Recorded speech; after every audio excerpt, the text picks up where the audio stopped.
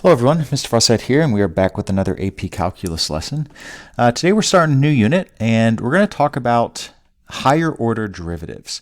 Now these are the second derivative, the third derivative, the fourth derivative, etc. Up until now, we've only worked with first derivatives.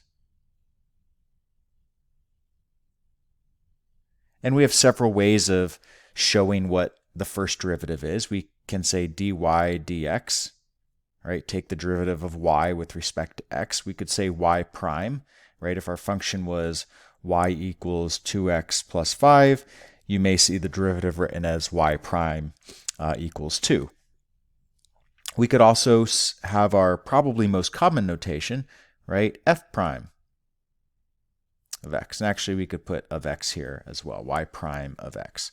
So today we're going to talk about how to find second derivatives. And you could also go ahead and find third and fourth and fifth, etc. derivatives. You can find as many derivatives as you want based on what your initial function was. But we're mainly going to focus with just up to second derivatives in this course. And then we're going to look at relationships between not only the original function and the first derivative, but the original function and the second derivative. We'll get more into that later. Honestly, this lesson is just a fairly short introduction, and we're going to introduce second derivatives by talking about position, velocity, and acceleration, and think about which ones are derivatives, which ones would represent the original function. So let's get right into it. Let's get rid of this. All right, so the graph below represents the position of a particle along an axis in space from a reference point over a certain span of time. So you can see on the x-axis it's labeled time, and on the y-axis we have position in meters, time is in seconds. And the function that, suppose the function that represents the graph is given by s of t, which is equal to 4t cubed minus 2t squared minus t. Now we're not saying that that function is exactly what that would look like. We're just giving it a random algebraic form. So the first one says, if we took the derivative of the function, of the position function, at any point, what would the derivative represent?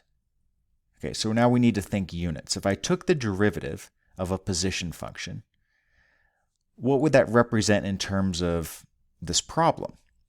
Well, let's see. If we do change in y over change in x, right, just thinking about our units,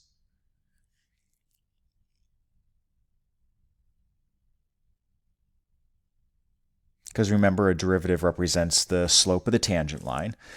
So change in y over change in x. Units-wise, the change in y would be the change in meters. Right, so we're talking about meters for y, and the change in x would represent the change in time, or the change in seconds. So our derivative is going to have units of meters per second. Units for derivative.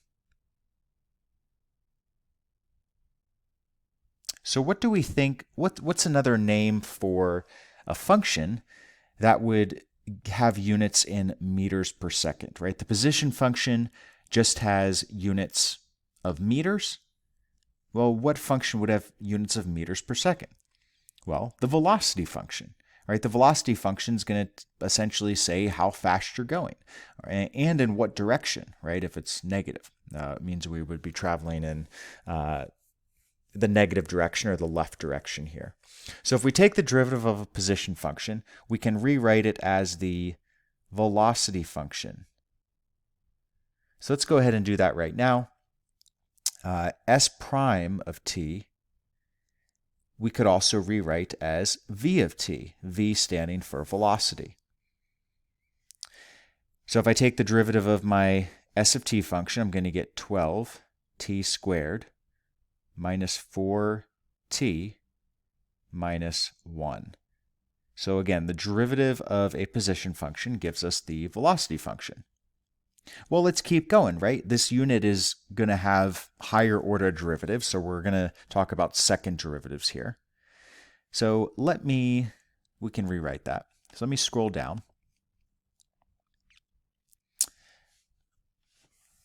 All right, so if we take the derivative of the velocity function, let's think about what we would now get. Okay, and I just sketched what the derivative graph would look like based on our graph from above. Well, let's think again about what the units are going to be for our second derivative of the position function. Well, if we look at the graph here, our units for our y-axis are meters per second, right? And our units for our x-axis are still seconds, which means this becomes meters per second squared. So this would be units for the second derivative. Make sure we clarify the second derivative of s of t, which would be the first derivative of v of t, or the velocity function. Well, maybe you've taken a physics class before, what do you think the units meters per second squared represent here? Well, they don't represent velocity because that would be meters per second, or the change in distance over the change in time. For meters per second squared, that ends up being the acceleration function. So the second derivative of a position function will always be the acceleration function. So what we can say here is s double prime of t, so that's going to be the notation for a second derivative. We just add a little tick mark there and we call it s double prime, is equal to the first derivative of the velocity function, so v prime of t, which is equal to the acceleration function a of t. Now you don't have to write all three of these down, of course. I'm just showing you that they all three mean the same thing. You probably just want to use a of t because that's going to show the reader, it's going to give the reader a better understanding of what function this is, right? If you just say s double prime of t, somebody who's very proficient with calculus is going to realize, oh, he means or she means the acceleration function. But if you're just talking to somebody else, right, they would probably prefer to read it as the acceleration function. This is going to be equal to, right, if we take the derivative of our velocity function, and let's just, let me put that back on the screen up here. So I just put it up there in purple again, 12t squared minus 4t minus 1. Well, if I take the derivative of that, I'm going to get 24t minus 4, and that's going to be my acceleration function. So this is a very key relationship that we're going to continue working on in future lessons, but if we're given a position function, if we take the first derivative, we get the velocity function. If we take the second derivative, we get the acceleration function. And later on, when we talk about things such as antiderivatives, we haven't gotten there yet, but that's essentially the reverse process of finding a derivative. Well, if we're given the acceleration function, we could work our way backwards and find the velocity function as well as the position function. But understanding the relationships between position, velocity, and acceleration, and which ones are derivatives of which, is going to be very key as we move forward. All right, let's go take a look at a practice problem. Again, this lesson is short, but it's really just showing you what that relationship is between position, velocity, and acceleration.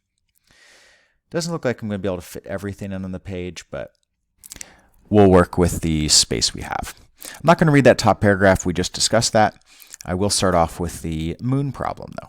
So because the moon has no atmosphere, a falling object on the moon encounters no air resistance. In 1971, astronaut David Scott demonstrated that a feather and hammer fall at the same rate on the moon. So essentially, if you dropped a feather and a hammer, they would hit the surface of the moon at the same time. Supposing these objects are dropped 24 meters above the moon's surface, the position function for each of these falling objects is given below, where s of t is the height in meters of the object and t is the time in seconds that it takes the object to fall towards the ground. Using the Earth's gravitational force and assuming the objects were dropped 24 meters above the Earth's surface, we get the following equation. Again, assuming no air resistance. Then they also show you this other equation, s of t, but this one's a little different. Our question is, find the gravitational forces of both the Earth and the moon. And I give you a hint, this will be the acceleration function for each body. So if I give you the position function, think about what you need to do to find the acceleration function? Pause the video, go ahead and answer that question. And honestly, you can go ahead and try to answer 3, 4, and 5 as well. And then we'll quickly go through them. All right, so I just put the functions up above. I did both the velocity and the acceleration, even though we're really just looking for the acceleration function for both.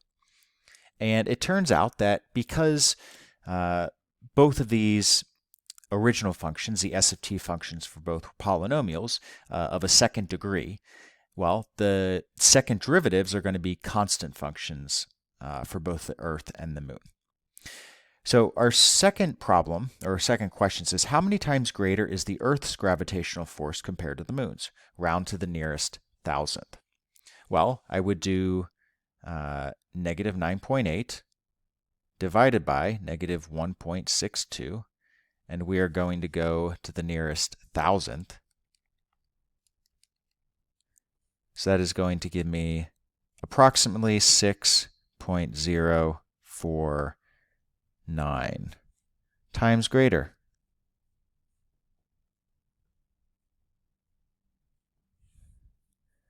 So what this means is that you're just being pulled towards the surface of the Earth at a much higher, with a much higher force than you are if you're on the Moon, right? That's why if you take a step on the Moon, you're going to bounce up. Rather, when you're on the Earth, you're just very quickly pulled back towards the Earth's surface. I mean, we're just kind of getting into physics now, but you can essentially bound on the Moon, and if you were to jump, you're going to be able to jump a whole lot higher than you are if you take a jump off the Earth's surface, because that gravitational force is pulling you with a greater force down towards the Earth than it would on the Moon.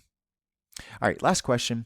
What are the speeds of the objects at t equals 1.5 seconds, round to the nearest thousandth?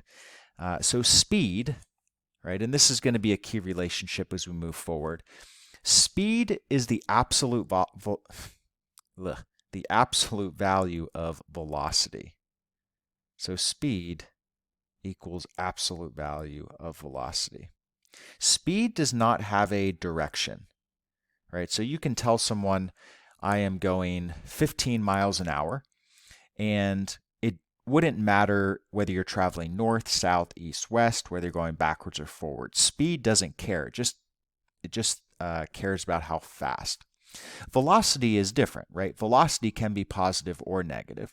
So if you say you have a negative velocity, well, depending on the situation, it may mean you're going to the left, or it may mean that you're going backwards. But again, speed, all we know is how fast. So I'm going to do this up here because I have some more space. So speeds of the objects at t equals 1.5 seconds. Well, on the Moon, right, we're using the absolute value of v of t. So we get the absolute value of negative 1.62 times 1.5, because that's what our t value is.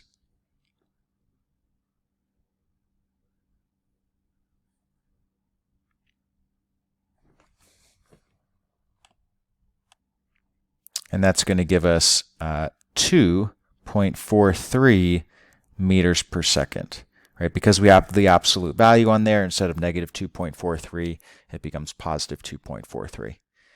We can do the same thing with the Earth. Right, so the absolute value of our velocity function, so we get the absolute value of negative 9.8 times 1.5. Hopefully I can fit it in there. Yep. And that's going to give us 14.7 meters per second. So if you drop a hammer on the Moon, after 1.5 seconds, the speed that it's traveling is 2.43 meters per second.